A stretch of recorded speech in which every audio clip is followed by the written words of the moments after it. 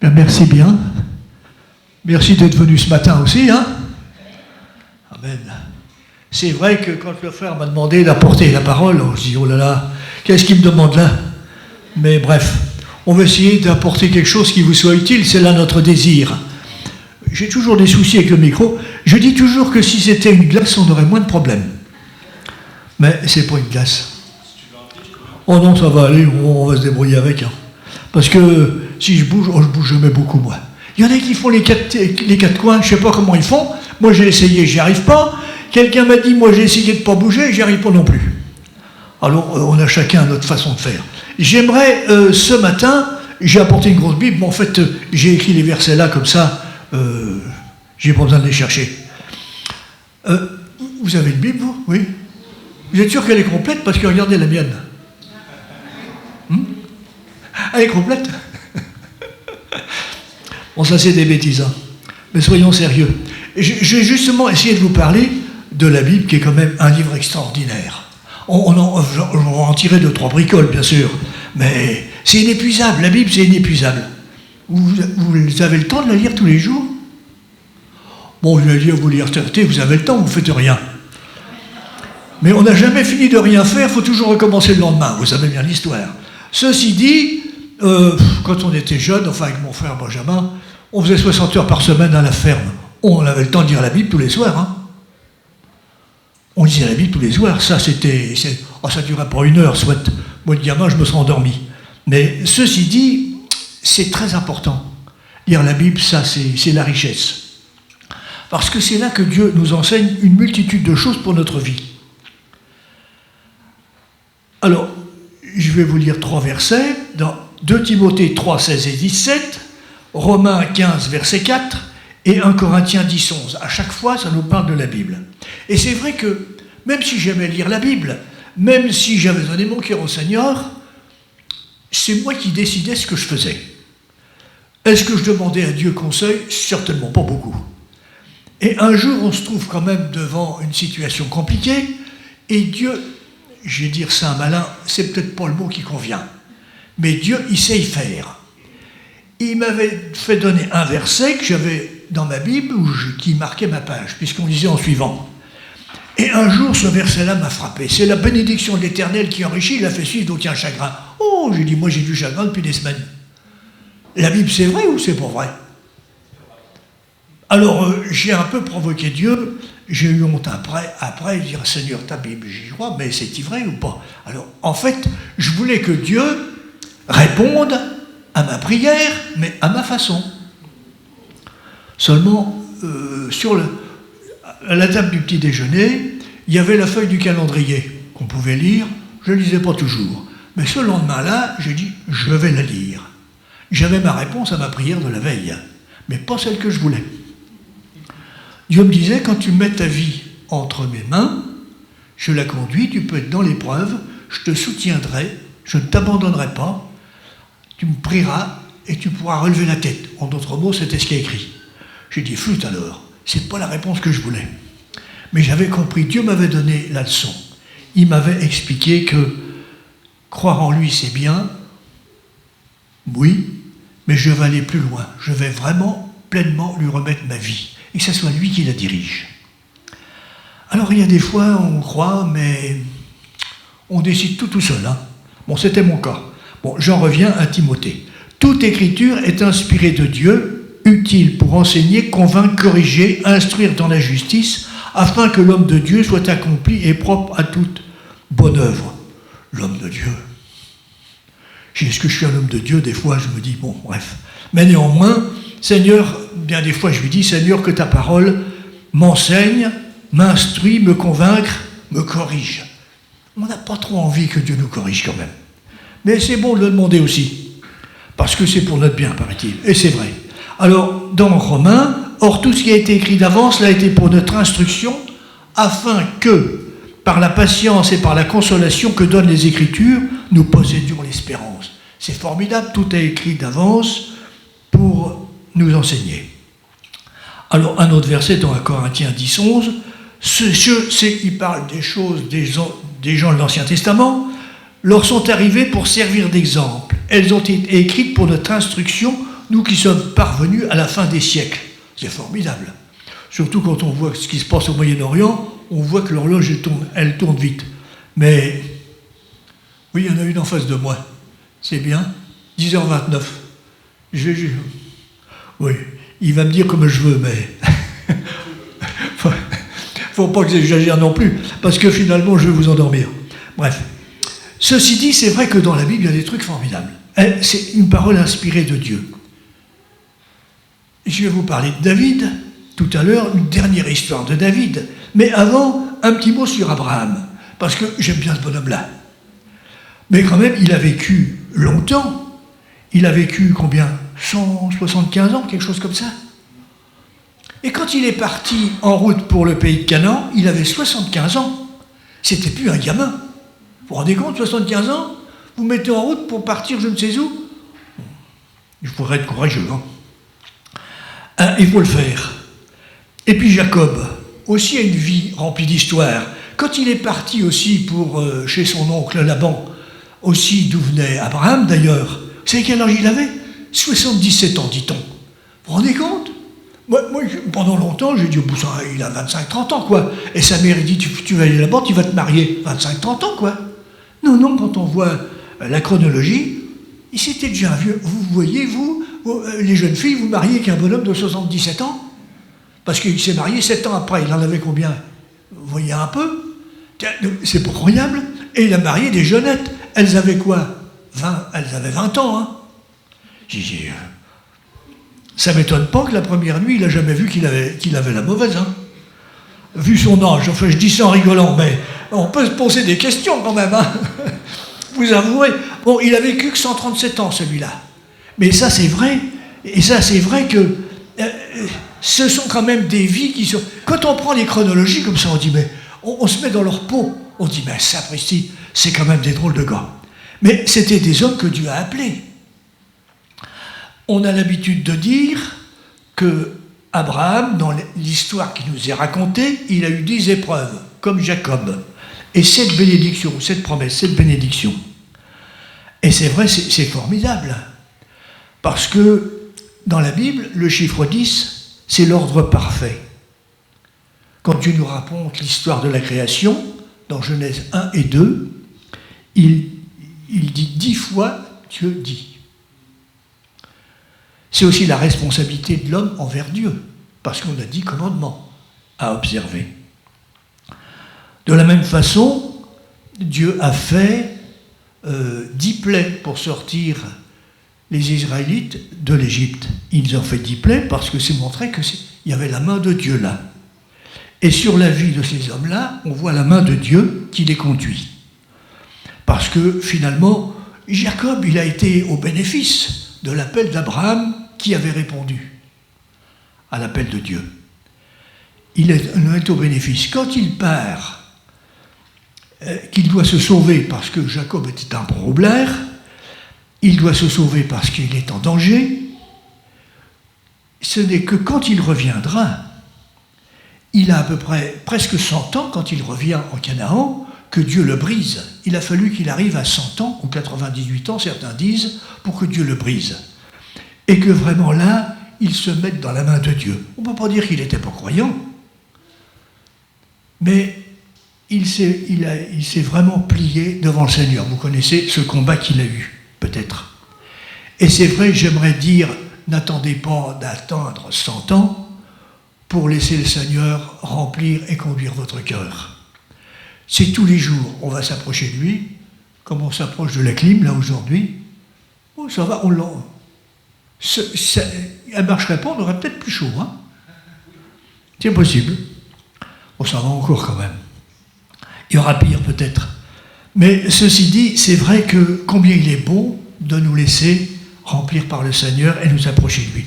Voyez-vous, dans la Bible, quand je vous donne ces 2-3 bricoles, quand on lit la Bible et qu'on la creuse, on y trouve des choses fantastiques, des choses extraordinaires.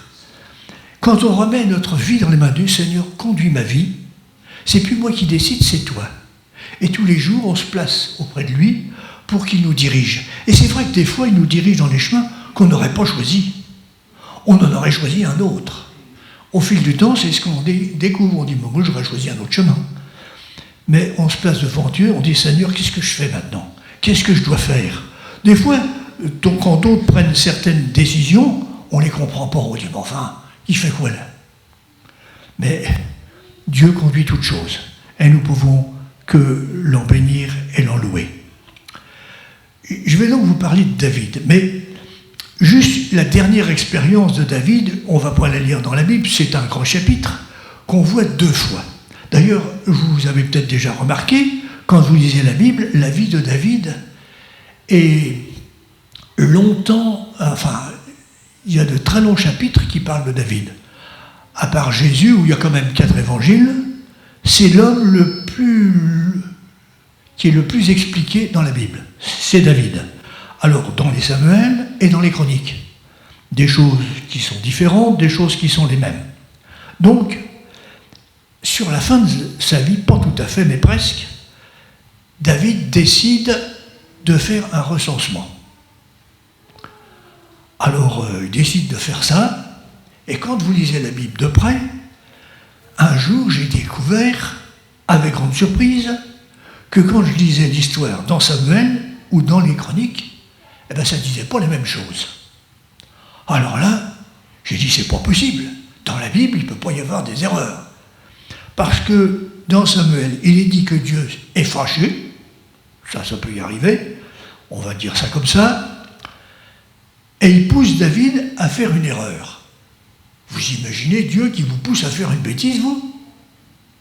On a déjà assez à faire avec Satan, si Dieu s'y met aussi, nous voilà pas frais. Et puis, quand vous découvrez ça la première fois, vous dites, je ne comprends plus, Dieu nous dit ça. Alors, on réfléchit, on prend éventuellement la concordance, ou vous faites ça sur Internet, ça va plus vite aujourd'hui. Et vous pouvez tout de suite trouver un autre verset qui dit l'inverse. Dans Jacques, chapitre 1, verset 13, que personne, lorsqu'il est tenté, ne dise « c'est Dieu qui me tente », car Dieu ne peut être tenté par le mal et il ne tente personne. C'est clair. Et quand David décide ça, même son neveu, Joab, qui est le chef de l'armée, qui n'est pas tellement très spirituel d'ailleurs, entre parenthèses, le Joab, c'est un drôle de coco. Mais ce jour-là, il lui donne un bon conseil. Tu ne devrais pas faire ça, David. Vous savez, des fois, les gens les plus farfelus vous donnent un bon conseil. Ça leur arrive, on ne sait pas d'où ça sort. Ça vous est jamais arrivé? Même lui, ah bon? Ah oui, c'est comme ça. Des fois, il faut être... Mais il avait compris. Mais Joab, David est le roi, il décide. Et moi, ça m'a toujours laissé perplexe. Alors, bien sûr, ce que je vais vous donner, c'est mon interprétation.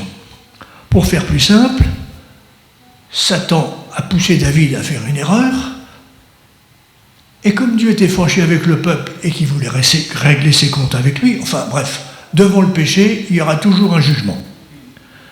Donc, à ce moment-là, le diable vient pousser David, Dieu le laisse faire. Dieu n'intervient pas, Dieu le laisse tranquillement faire. Dieu n'intervient pas, donc, dans Samuel, il est vu comme le responsable, puisqu'il a laissé faire. Vous comprenez? Tout simplement pour ça, il a laissé faire, donc il est vu comme le responsable. Mais quand vous prenez d'autres traductions, il y a d'autres traducteurs qui ont dû se trouver devant le même problème. Le maître de Sassy, vous n'avez pas cette Bible-là? Non, bien entendu. Elle ne se vend plus, elle date des années, je sais quoi, 1500, 700. La colère, voilà le verset. Il dit « La colère du Seigneur s'alluma contre Israël, et là, il vint que pour les punir. Il permit que David donnât l'ordre qu'on contint. Il permit. » Il a laissé faire le diable. Osterwald, que j'ai là, que j'ai amené, que je ne lis pas d'ailleurs, mais on l'amène toujours sa Bible à l'église, hein. C'est la tradition. Osterwald dit « La colère de l'Éternel s'alluma encore contre Israël, et David fut incité contre eux. Il dit « Je vais faire le dénombrement d'Israël et de Juda. » Il n'est pas dit que c'est Dieu qui l'a incité. Dieu était fâché parce que le peuple commettait des fautes, mais David a été incité. Il n'est pas dit que c'est Dieu qui l'a dit, qu'il l'a fait. Je crois que la traduction là est peut-être plus correcte. Mais achetez pas une Osterwald. Hein. C'est quand même du français d'hier. Hein. il faut l'accrocher. De temps en temps, il faut le dictionnaire illettré pour comprendre les mots. Donc, Dieu laisse les choses se faire. Et devant le péché, Dieu va agir. Parce que Dieu veut amener un jugement sur ceux qui ont mal agi. Mais David, aussi, pourquoi est-ce qu'il veut un recensement? Il y en a déjà eu plusieurs des recensements. Dieu ne s'était pas fâché, c'est lui qui l'avait demandé. Il avait demandé un recensement pour recueillir l'argent pour faire le tabernacle, les socles en argent, je crois. Donc c'était, chaque homme devait payer tant, un impôt. Ensuite, ils ont fait le nombre pour savoir ceux qui étaient pour partir à la guerre, à 2 reprises. Mais là, à partir de là, le peuple était en paix. Il n'y avait plus de guerre. Plus de guerre au Moyen-Orient, c'est facile à dire. Hein. On voit ce qui se passe aujourd'hui. Mais à ce moment-là, c'était un moment de paix. Donc, il n'avait aucune raison valable de faire un recensement. On va dire ça comme ça. Même au chapitre 22, avant, il est dit que Dieu avait déclaré, il l'avait délivré de la main de tous ses ennemis. Donc, il n'avait pas besoin de compter les hommes, ceux qui partaient à l'armée, ceux qui ne partaient pas. Il était délivré de tous ses ennemis. Son but n'était que de connaître le nombre du peuple. Quel peuple j'ai? Un grand peuple? Ah, c'est formidable. Je veux compter, voir qui c'est. J'en ai connu qui disaient qu'on ne devait pas compter les membres de l'Église parce que ça ne se comptait pas. Bon, je trouve ça un peu farfelu, mais enfin bref, il y en a qui poussaient le bouchon jusque-là. On a tout entendu dans notre vie. Mais c'est vrai qu'il y en a qui aiment bien montrer que, comme David, David, moi j'ai un peuple qui est bien maintenant, qui est nombreux, c'est mon travail. David qui était humble, d'un seul coup, ses chevilles elles se mettent à enfler. Mais vous savez, ça c'est le caractère de l'homme. Vous en avez déjà vu comme ça, des grands prédicateurs, vous les voyez sur Internet, ils sont là, les bras levés, devant une grande foule. Ah, moi je prêche devant des grandes foules, hein, attention. Je suis quelqu'un, ils ont la foi. Ils ont une grande foi, mais toutes les semaines, vous recevez un mail, envoyez des sous.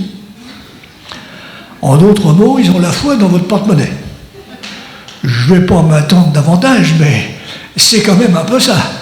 On se dit, sapristi, ils ont la foi, ils demandent tout le temps.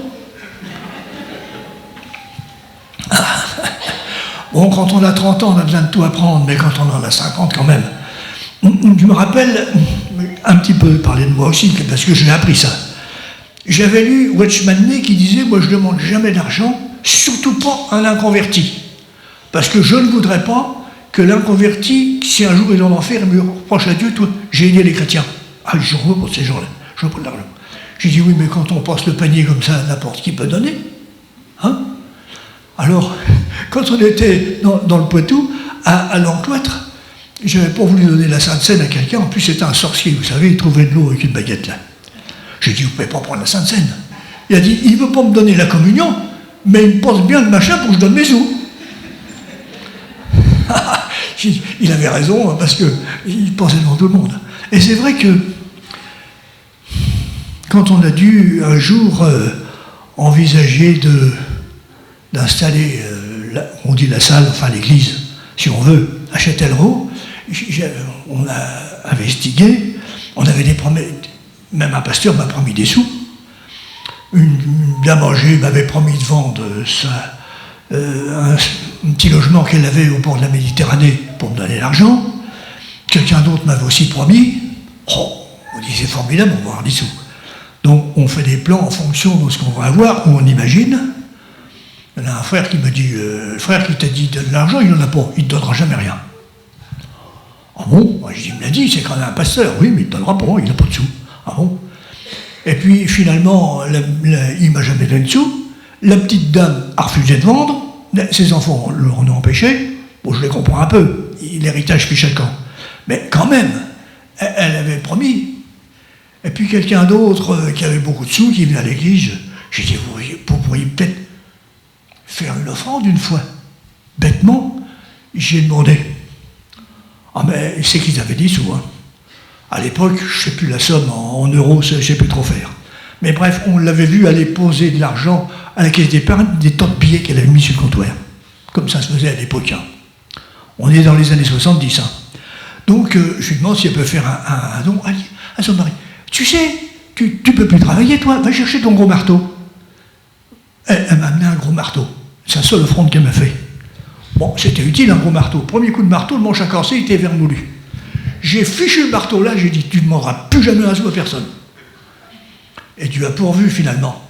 Vous savez, quand Dieu veut pourvoir, il n'y a pas besoin de purier à droite à gauche. Enfin, bref, j'en reviens à David. C'est vrai que cet homme, il est là, et il a fait une bêtise. Et vous savez, on est un peu comme ça. Il fait une erreur, il a envie de savoir, mais tant que c'est pas, je veux dire, terminé, il n'a pas de mauvaise conscience. Et vous savez, quand on a envie de faire une bêtise, tant qu'on ne l'a pas fini, eh ben on n'en a pas mauvaise conscience. Bien des fois, vous savez, à la télé, vous avez un petit plan d'équilibre là. C'est ça, hein. Vous téléphonez, vous donnez le chiffre, c'est bête comme chaud. Vous répondez systématiquement bien. Ça vous coûte 1 euro, je crois. C'est pas cher. Vous risquez de gagner des milliers d'euros. C'est tentant, hein. Ah, c'est tentant. Ah, ça, c'est sûr. Mais bon, après tout, vous ne gagnez que les euros que les autres ont perdus, hein.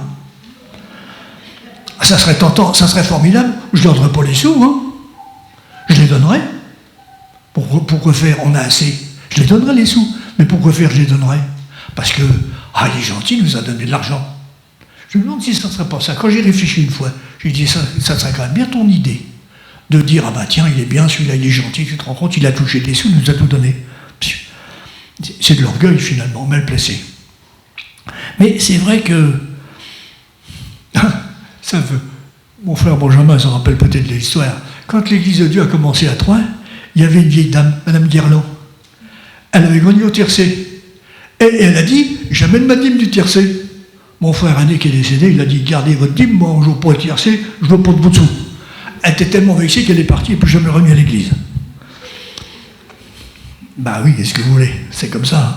Mais ceci dit, c'est vrai que tant qu'on n'a pas commis quelque chose, souvent, on n'en a pas mauvaise conscience. Et c'est le cas de David. Le jour où Joab ramène un peu son recensement, j'ai péché. C'est une catastrophe. Des fois, tant qu'on en a envie, tant qu'on n'a pas fini, on y court. Mais une fois que c'est fait, qu'est-ce que j'ai fait là? Ça vous est jamais arrivé, vous? Si, hein. Ou alors vous avez de la chance. Moi, ça m'est déjà arrivé d'insister, de désirer. Quand on l'a fait, on dit, alors, qu'est-ce que j'ai fait? Pourtant, le pire, c'est que des fois, on est capable de recommencer. Non? Jusqu'au jour où Dieu vous met vraiment le nez dedans, alors là, vous avez intérêt à réagir. Mais David crie à Dieu, Seigneur, qu'est-ce que j'ai fait? Sauve-moi. Sauve-moi. Qu'est-ce que j'ai fait? Alors Dieu dit, ok, d'accord, je te propose 3 choses. Tu vas être vaincu par tes ennemis pendant plusieurs jours, ou bien tu vas y avoir une sécheresse, ça va être la famine, beaucoup de gens vont mourir, en d'autres mots, ou bien tu me laisses faire. David réfléchit, il dit, vaut mieux que je sois dans les mains de Dieu. Seigneur, fais ce que tu veux. Mes ennemis, implacables. La sécheresse, ça va être terrible. Non. Seigneur, toi, interviens toi-même. Et le châtiment que Dieu va lui donner lui montre qu'il ne peut compter que sur Dieu seul, pas sur lui, pas sur ce qu'il a. C'est vrai que des fois, on a tendance à compter sur un certain nombre de choses. Vous n'avez peut-être pas entendu ça. Moi, je l'ai entendu de la part des vieux prédicateurs quand j'étais tout petit, mais il y a des choses qui vous marquent. Alors, le frère disait, à l'époque, c'était comme ça, on avait souvent une réunion d'évangélisation l'après-midi, même en semaine, pendant les heures de sortie de la Sécu. Donc les gens malades, ils venaient, ils priaient pour eux et ils guérissaient. Pas toujours, mais souvent. Mais il a dit aujourd'hui, les gens n'ont même plus envie d'être guéris, ils sont en congé de maladie, ils vont toucher une pension, ils ne demandent même plus d'être guéris dedans. Ils comptent sur ces choses-là plutôt que de compter sur Dieu. J'étais gamin, ça m'avait surpris. J'ai dit, c'est pas possible un truc pareil. Mais finalement, on s'aperçoit que oui. On s'aperçoit qu'on préfère des fois ce que l'argent peut nous apporter, le confort de la société, qui n'est pas négligé, c'est vrai, au lieu de compter uniquement sur Dieu. C'est vrai qu'on a besoin de sous, c'est vrai qu'on a besoin de santé, c'est vrai qu'on a besoin de la sécu, c'est vrai qu'on a besoin de la mutuelle et tout ça. Mais ça, c'est ce que Dieu nous donne. C'est ce que Dieu nous donne et va nous guider et nous garder. C'est vrai qu'on a besoin d'une bonne retraite, il faut y penser, parce que le jour venu, on tire un peu la langue. Mais ceci dit, c'est quand même, Dieu est au-dessus de tout cela. Si je ne réalise pas ça, je m'en sors pas. Donc, le châtiment que Dieu lui inflige va lui montrer que seul Dieu peut diriger sa vie. Et sa foi va encore se manifester là, à cet instant, parce que, bien entendu, quand il voit ces choses-là, il est un petit peu épouvanté de cette situation. Il crie à Dieu, « C'est moi qui ai péché. » Le peuple, il n'a rien fait. Si Dieu voulait agir, c'est parce qu'il n'a pas toujours été très fidèle. C'est vrai que ça va marcher. On pourrait voir dans cet événement 3 choses. La justice s'exerce sur le péché. Si je fais une faute, il y a une justice. Dieu est juste. Et il est obligé de regarder les choses. Que je sois gentil ou pas gentil, que je sois un brave type ou un mauvais type, il n'y a pas d'exception. La justice devra s'exercer sur le péché. Ensuite, j'ai mis la grâce de Dieu intervient, mais je crois que j'aurais dû mettre avant un sacrifice sera fait pour arrêter le mal. Parce que finalement, dans ce moment-là, quand Dieu est en train de frapper le peuple d'Israël, vous savez ce qu'il fait quand il a dit Dieu, occupe-toi, vous savez ce qu'il fait Dieu? Il a envoyé le Covid. Non, ça vous fait rigoler, mais il a envoyé la peste. Alors je ne vous dis pas que c'est Dieu qui a envoyé le Covid. Hein. Je ne dis pas ça, parce que ça serait peut-être un peu téméraire de ma part. Mais Dieu il a envoyé la peste. Beaucoup de gens sont morts de la peste. Et la peste arrivait à Jérusalem. Mais voilà qu'ils ont une vision de l'ange de l'Éternel, qui est certainement Jésus d'ailleurs, qui est au-dessus de Jérusalem, prêt à frapper cette ville. Mais Gad le prophète reçoit la pensée de Dieu, il lui dit, il faut que tu offres un sacrifice à cet endroit-là. Là, pour que le péché soit effacé, il faut un sacrifice et Dieu. Alors, c'est sur un champ qui appartient à un Jébusien, donc un païen. C'est un païen qui possède ce champ-là. David va le trouver, il dit, écoute, je vais offrir un sacrifice là, je t'achète tes bœufs, tout le fourbi, le champ, et on va faire ça. Non, je te le donne. Ah non. Je n'offrirai pas un sacrifice qui ne me coûte rien. Moi, j'ai les moyens. Il a acheté les bœufs, il a acheté le champ, et là, il a offert un sacrifice. Et la plaie, on va dire ça, la peste s'est arrêtée. Dieu a mis sa main et il a arrêté le mal.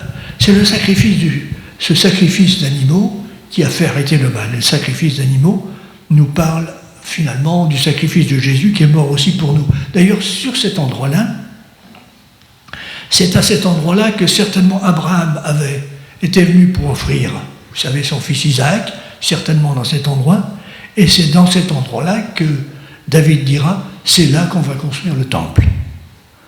C'est là que le temple sera construit, et aujourd'hui, le diable, il a mis la mosquée d'Omer.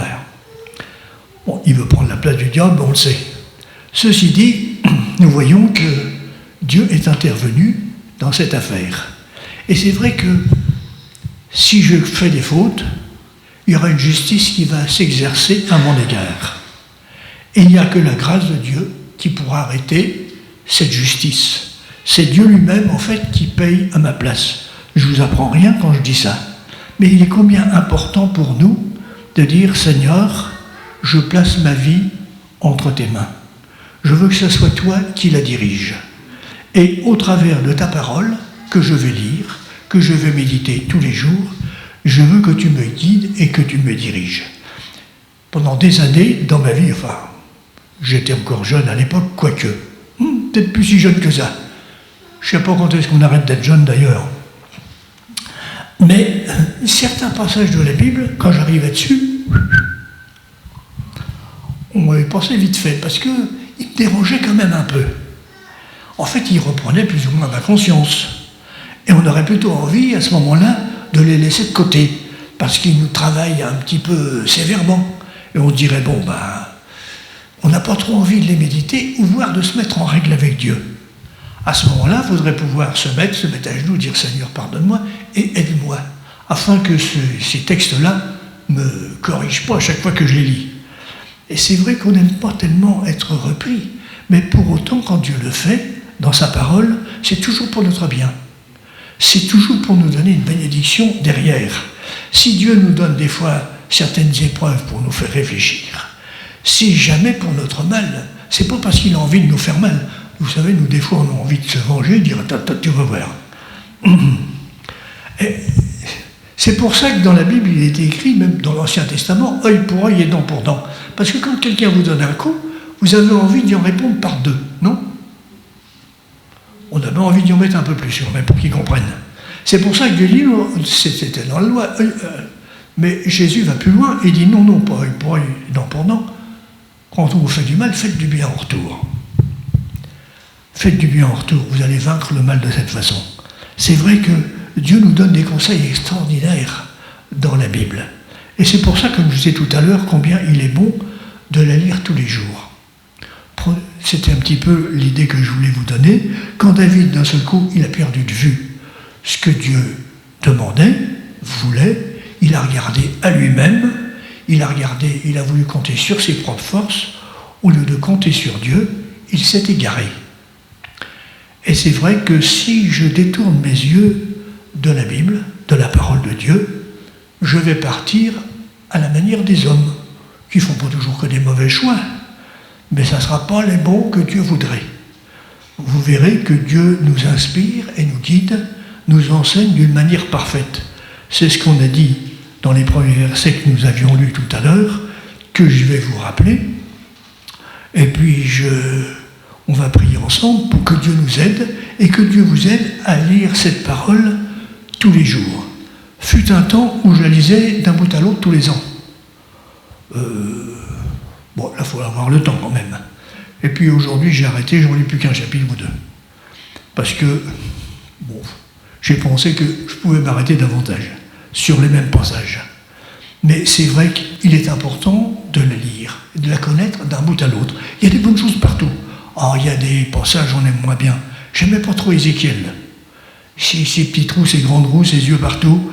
L'Apocalypse, oh là là. Job, pour moi Job était compliqué. Toujours d'ailleurs. Mais toute la Bible est bonne. On a chacun les passages qu'on aime mieux, quoi. Mais toute écriture est inspirée de Dieu, utile pour enseigner, convaincre et corriger et instruire. Voilà ce que j'ai besoin. J'ai besoin d'être enseigné par Dieu, corriger si c'est nécessaire, convaincre, parce que des fois on pense autre chose, et pour nous conduire dans la justice, dans la vérité. Ces choses ont toutes été écrites d'avance pour notre instruction. Dieu n'a pas écrit tout sur Abraham, ni sur Jacob, ni sur David, mais juste ce dont on a besoin qui va nous instruire. Juste ce que j'ai besoin, moi. Et vous aussi. Ça a été écrit afin que par la patience et par la consolation que donnent les Écritures, nous possédions l'espérance. L'espérance éternelle qui est proche de nous. Ces choses leur sont arrivées pour nous servir d'exemple. Dans ce que ces hommes ont vécu, c'est pour notre vie. Parce que finalement, aujourd'hui, comment je dirais, dans la Bible, c'est pas un traité de mécanique, ni de botanique. Quoi qu'on trouve un peu de botanique quand même. C'est un traité qui parle du cœur de l'homme, qui parle de notre besoin d'amour, de notre besoin d'aimer, de notre besoin de salut, de notre besoin de pardon. Ça nous parle des besoins de notre cœur et de notre vie. Et si je veux trouver la raison de mon existence, c'est là-dedans que je la trouve. Le but que Dieu me donne, c'est là-dedans que je vais le trouver. Dieu va me conduire au travers de sa parole. C'est vrai qu'il peut utiliser une parole prophétique aussi, mais la Bible sera la base de tout. C'est pour ça que je vous recommande de la lire, de l'étudier, de la méditer jour après jour et de vous en nourrir parfaitement. Il y a des choses extraordinaires qui fortifient notre vie. Que Dieu alors nous aide et nous inspire. Seigneur, qu'est-ce que je dois faire? David, il a pensé charnellement, je veux voir qui je suis. Finalement, il s'est planté. Mais bien des fois, dire, Seigneur, qu'est-ce que je dois faire? Et en lisant la Bible, Dieu va vous conduire, il va vous inspirer, vous rendre sensible à la voix de son Saint-Esprit au travers de sa parole pour guider vos pas, ce qu'il faut dire, pas dire, faire. Il vous donnera le discernement, la foi, la sagesse nécessaire. C'est dans la lecture de la Bible, quand on s'approche de lui, comme on s'approche du truc, là, quand il faut, quand on s'approche de lui, il va vous inspirer d'une manière parfaite dans ce que vous avez besoin de faire. Et en lisant la Bible, vous vous approchez du Seigneur et vous trouvez en lui le chemin dont vous avez besoin. Je vous encourage à le faire encore plus que vous le faisiez jusqu'à aujourd'hui, si c'est possible. On va prier. Seigneur notre Dieu, nous te remercions parce que tu es un Dieu d'amour et tu nous as donné un gros bouquin dans lequel tu nous donnes ta parole, qui veut nous instruire, nous fortifier et nous soutenir. C'est vrai que parfois, nous avons besoin d'être fortifiés, d'être soutenus, parce que nous sommes dans l'inquiétude, dans le trouble. Mais Seigneur, en s'approchant de toi, nous trouvons la vie, nous trouvons la paix et nous trouvons le repos. Béni sois-tu, Seigneur, de ce que tu veux faire pour chacun de nous encore ce matin. Je demande que tu bénisses chacun de nous ce matin et que tu donnes à chacun de nous de trouver dans ce livre, dans cette parole inspirée que tu nous as donnée, la lumière pour le chemin de notre vie, de nos vies. Béni sois-tu, Seigneur, et bénis chacun de nous dans ta bonté. Amen.